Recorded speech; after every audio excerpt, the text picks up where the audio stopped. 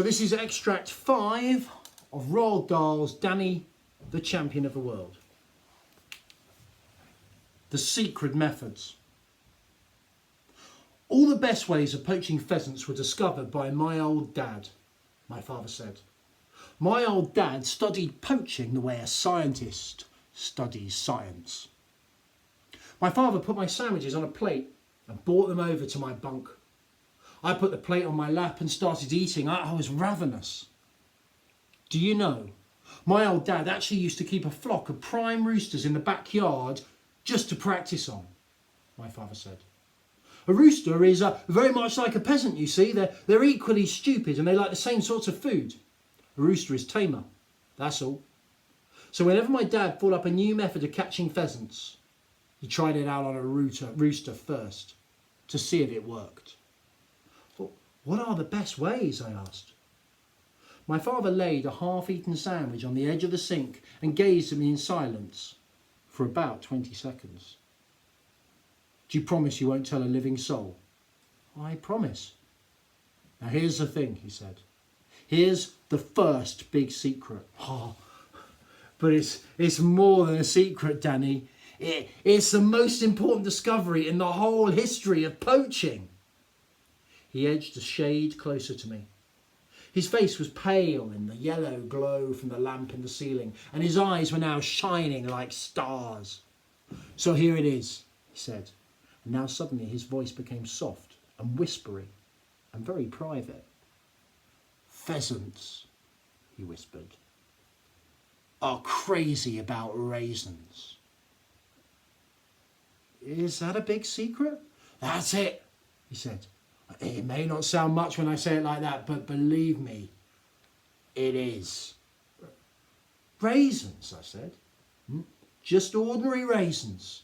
It's like a mania with them. You throw a few raisins into a bunch of pheasants and they'll start fighting each other to get them. My dad discovered that 40 years ago, just as he discovered these other things I'm about to describe to you. My father paused and glanced over his shoulder as though to make sure there was nobody at the door of the caravan listening. So, method number 1, he said softly, is known as the horsehair stopper. The horsehair stopper? I murmured. That's it, my father said. And the reason it's such a brilliant method is it's completely silent. There's no squawking or flapping around or anything else with the horsehair stopper. When the horsehair stopper happens, the pheasant is caught. And that's mighty important because don't you forget, Danny, when you're up in those woods at night and the great trees are spreading their branches high above you like black ghosts, it's so silent that you can hear a mouse moving. And somewhere among it all, the keepers are waiting and listening. They're always there, these keepers, standing stony still against a tree or behind a bush with their guns at the ready. What happens with the horsehair stopper out? How does it work? It's very simple, he said. First, you take a few raisins. You soak them in water overnight to make them plump and soft and juicy. And then you get a good bit of stiff horsehair and cut it up into a few half-inch lengths. Horsehair, I said. Where'd you get horsehair? You pull it out of a horse's tail, of course. That's not difficult as long as you stand to one side when you're doing it so you don't get kicked. Go on, I said. So you cut the horsehair up into half-inch lengths. Then you push one of those lengths through the middle of a raisin so there's just a tiny bit of horsehair sticking out on each side. That's all you do. You're now ready to catch more than one thing. If you want to catch more than one, you prepare more raisins. Then when evening comes, you creep up into the woods, making sure you get there before the pheasants have gone up into the trees to roost. Then you scatter the raisins. And soon along comes a pheasant and gobbles it up. What happens then, I asked. Well, here's what my dad discovered, he said. First of all, the horsehair makes the raisins stick in the pheasant's throat. It doesn't hurt him. It simply stays there and tickles. It's rather like having a crumb stuck in your own throat. But after that, believe it or not, the pheasant never moves its feet again. he becomes absolutely rooted to the spot. There he stands, pumping his silly neck up and down just like a piston. And all you've got to do is nip out quickly from the place where you're hiding and pick him up. Is that really true, Dad? I said. I swear it, my father said. Once a pheasant's had the horsehair stopper, you can turn a hose pipe on him and he won't move. It's just one of those unexplainable little things. But it takes a genius to discover it. My father paused, and there was a gleam of pride in his eyes as he dwelt for a moment upon the memory of his own dad, the great poaching innovator. So that's method number 1, I said. What's number 2? Ah, he said. Number 2's a real beauty. It's a flash of pure brilliance. I can even remember the day it was invented. I was just about the same age as you are now. It was a Sunday morning. My dad comes into the kitchen holding a huge white rooster in his hands. I think I've got it, he says. There's a little smile on his face and a shine of glory in his eyes. And he comes in very soft and very quick and puts the bird down right in the middle of a kitchen table. Oh, by golly, he says, I've got a good one this time. A good what? Mum says, looking up from the sink. Horace, take that filthy bird off my table. My rooster has a funny little paper hat over its head, like an ice cream cone upside down. And my dad is pointing to it proudly and saying, "Go on, stroke him. Do anything you like to him. He won't move an inch." The rooster starts scratching away at the paper hat with one of its feet, but the hat seems to be stuck on and it won't come off.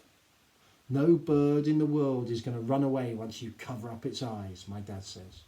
And he starts poking the rooster with his finger and pushing it around on the table. The rooster doesn't take the slightest bit of notice. "You can have this one," he says to Mum. "You can have it, you can wring its neck and dish it up for dinner as a celebration of what I have just invented." And then straight away, he takes me by the arm and marches me quickly out the door, and off we go over the fields and up into the big forest on the other side of Little Hampton, which used to belong to the Duke of Buckingham. And in less than 2 hours, we get 5 lovely fat pheasants with no more trouble than it takes to go out and buy them in a shop. My father paused for breath. His eyes were shining bright as they gazed back into the wonderful world of his youth. "But, Dad," I said, "how'd you get the paper hats over the pheasants' hats?" "You'd never guess, Danny." Tell me."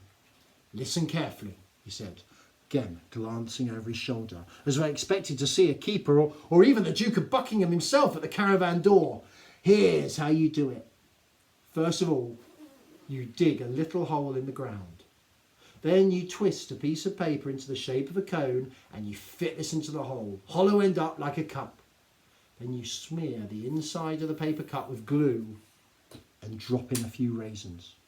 At the same time, you lay a trail of raisins along the ground leading up to it. Now, the old pheasant comes pecking along the trail, and when he gets to the hole, he pops his head inside to gobble up the raisins. The next thing he knows, he's got a paper hat stuck over his eyes and he can't see a thing. Isn't that a fantastic idea, Danny? My dad called it the sticky hat." "Is that the one you used this evening?" I asked. My father nodded. "How many did you get, Dad?" "Well," he said, looking a bit sheepish, actually, I didn't get any. I arrived too late. By the time I got there, they were already going up to roost. That shows you how out of practice I am." Was it fun all the same?" "Marvellous," he said. "Absolutely marvellous. It's just like the old days." He undressed and put on his pyjamas. Then he turned out the lamp in the ceiling and climbed up into his bunk. "Dad," I whispered. "What is it?" "Have you been doing this often after I've gone to sleep without me knowing it?" "No," he said. "Tonight was the first time for 9 years. When your mother died and I had to look after you all by myself, I made a vow to give up poaching until you were old enough to be left alone at nights. But this evening, I broke my vow. I had such a tremendous longing to go up into the woods again. I just couldn't stop myself. I'm very sorry I did it. If you ever want to go again, I won't mind," I said. "Do you mean that?" he said, his voice rising in excitement. Do you really mean that? Yeah.